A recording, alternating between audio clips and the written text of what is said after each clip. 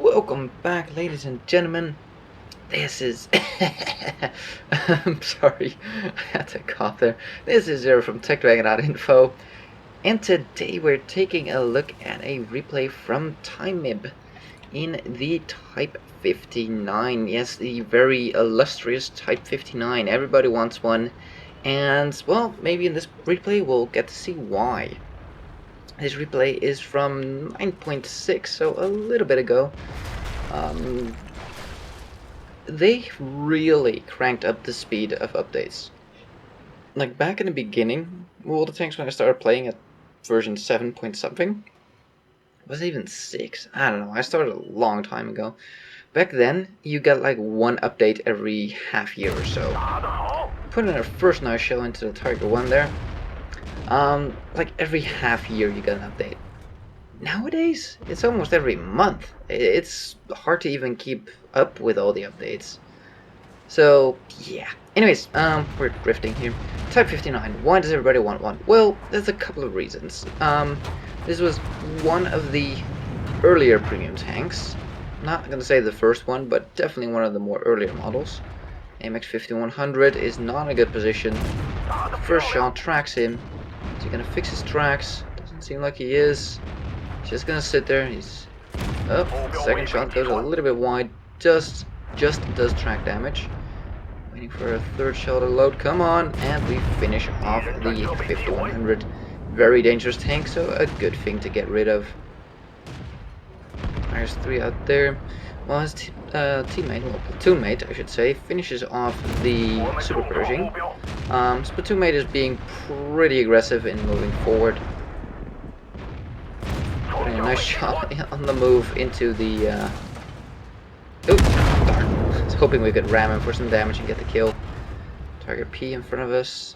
There's a building there, I can't quite see him. So why do people like this thing? Well, it did get nerfed quite a bit, this tank. It's not the same tank as it was before.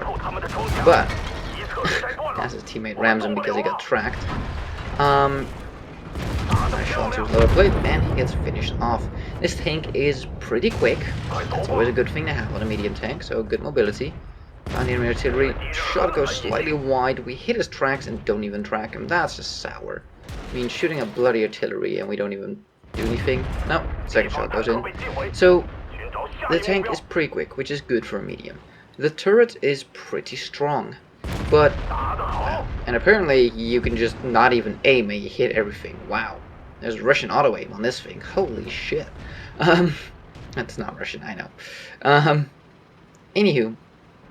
So, whoa. Hello. Artillery trying to nuke us there. So, this thing gets a very tough turret. It gets a very tough frontal plate as well. So its upper armor. Shot goes slightly low. As his platoon mate there gets finished off, finally overwhelmed by the amount of enemy tanks here. Put one into the Tiger 1. Gotta be careful, that Tiger 1 has that rate of fire, but it has a very slow turret traverse. Should be able to beat it pretty easily. Do have the Chaffee to worry about. Gonna take a shot there, that was to be expected. And now our turret is locked, so we can't shoot him unless we turn our tank completely towards him, like that. We get tracked as well, fix our track. Chaffee is being really annoying. Turn our tank again, working with a damaged turret here to try to hit people. Holy crap, we're still hitting them. Whoa, that shot went wide. T-29 looking at us. He's gonna fire. And there you go, it was bounced. Whoa, that one went wide as well. Let's take a look at where that one bounced off the turret. Yep. So, that one went in. So this thing is strong in armor. This thing is pretty mobile, and the gun, as you can see, is not bad at all. It's not as good as it was, though. The gun was even better than this. It got nerfed pretty hard in, I think, aim time. And we got a fire. Oh, he puts out the fire. Let's get into cover here. Let's not give him a chance to shoot our lower plate, and we finish him off. Rate of fire is still, while not fantastic, definitely acceptable. So, only 2 enemies left. We have a T-34 and a Jackson. Jackson was last seen at our base. He's more than likely the one capping. His T-34, where is he? We really don't want to run to his, oh, there's Jackson. Just got spotted, good. That does confirm our suspicion that he's camping. That leaves us with a T-34 that's gonna be down here somewhere. Oh, please don't let us run into his barrel, because that thing hurts badly. So, the last attribute of the Type 59, not Type 62, is its profitability. This thing gets a very, very good credit multiplier. One of the best, probably, and that is probably the main reason why people like this tank. There's probably only a handful of tanks that are better, one of which is the gold version of this tank. The what? Yes, the gold version. If you don't know what the gold version is, the gold version... Oh, darn it. Yeah, we over-angled there a little bit too much and it went into our side, so bit of a shame there. The gold version of this tank is only available on the Chinese servers. You pretty much throw a big sum of money at the game and you get a tank that has the most insane, and I cannot stress this enough, insane credit multiplier. It's completely gold plated, and pretty much people just team kill the thing because they despise the people that have that much money. Pretty much are just jelly. This gold Type 59, I don't know if it was $200 or $2,000. It was a lot of money. Either way, it's a lot of money for, you know, a tank. But even if the thing gets destroyed by its own team members, he pretty much makes the same amount of money as you do in a good game in this thing. So you can imagine what kind of score that thing can rake up. It is insane. But like I said, I think it's pretty rare. And it costs an insane amount of money, and it's only available on the Chinese servers. Yeah, so let's take a look at the stats here. And here we are, Mastery Badge, Ace Tanker, and a High Caliber.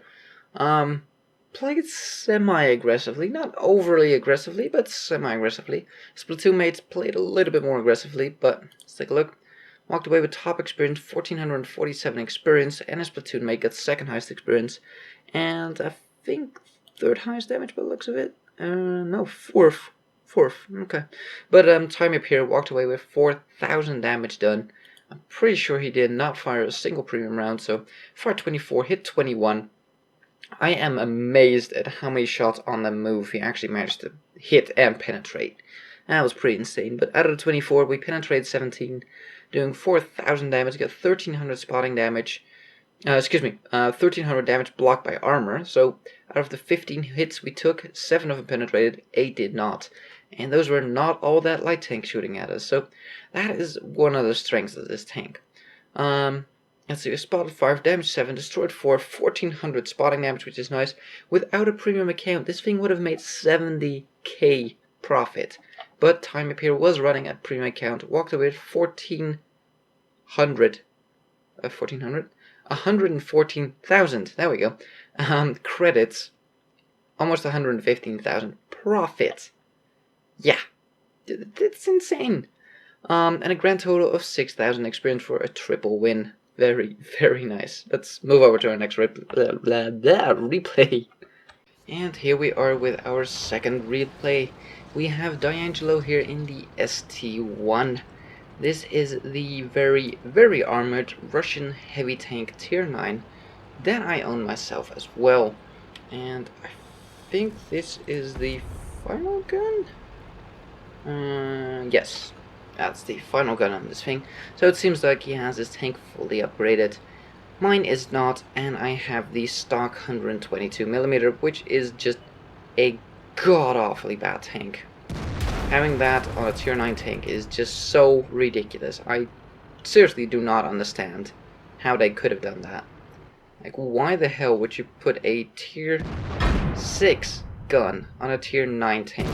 And how the hell did that not pin? I call shenanigans.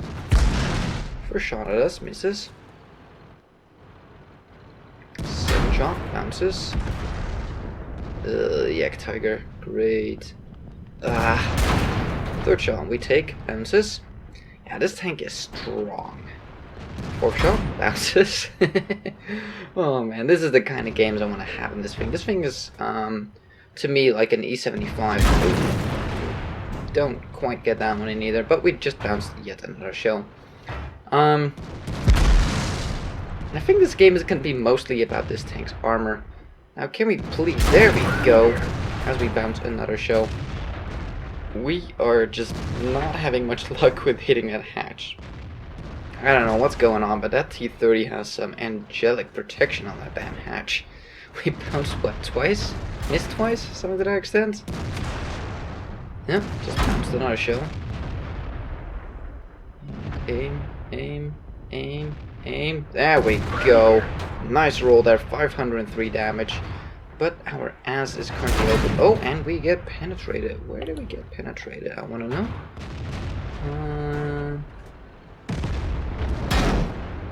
I think the hatch, by the looks of it. As we miss a shot on the T-30's hatch. So we do seem to just bounce 2 more shells. Oh man, I want to have this tank fully upgraded. I cannot wait to get this thing. Oh, come on! This is getting ridiculous. What is up with that hatch? But we are currently have an IS-4 that's flanking around. E75 puts a shell into us. Gotta be careful here not to show our front of the Yak Tiger. Ow. This is not good. Turning around here. Take another shell. Got a shell whizzing by. I'm not sure if that was the Yak Tiger accidentally hitting this guy. Kinda seemed like it. Going for lower plate shot. Shot goes slightly high.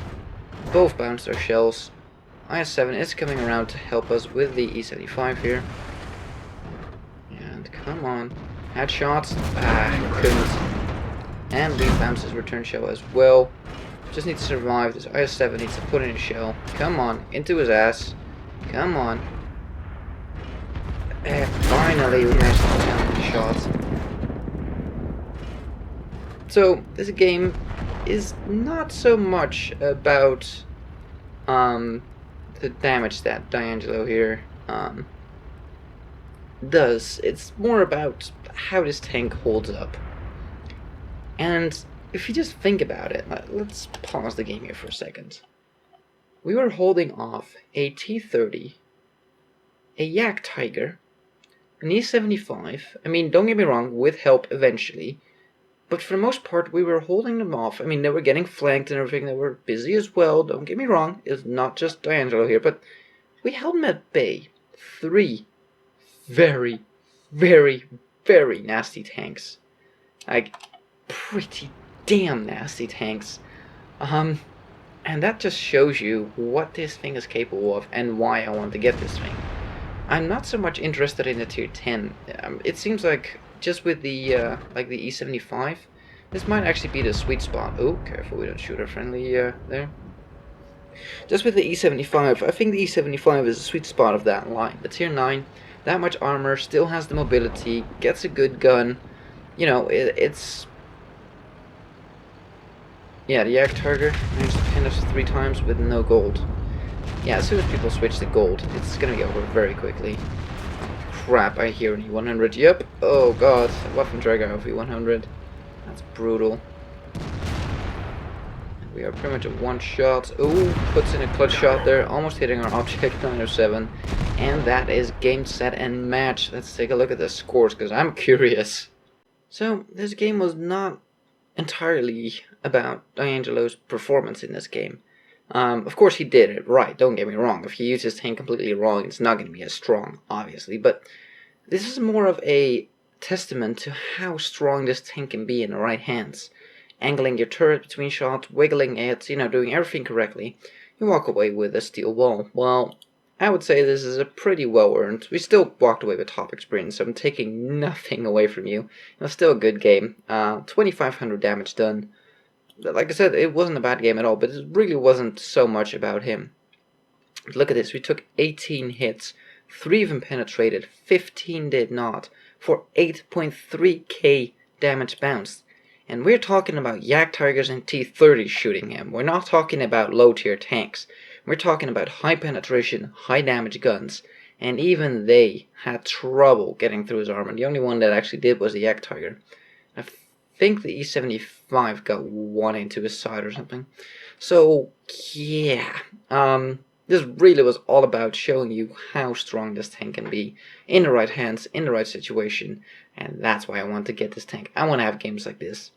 The KV4 used to be like this, but I don't know what happened. If everybody just got more penetration or everybody's just flinging gold, I'm not sure, but the KV4 just doesn't work like this anymore. Everybody pretty much pens the thing nowadays, so the KV4 is kind of what this tank, like this game, it used to be like that, but just not anymore, I guess. Oh well, that's why I'm moving on to the ST1. Yeah.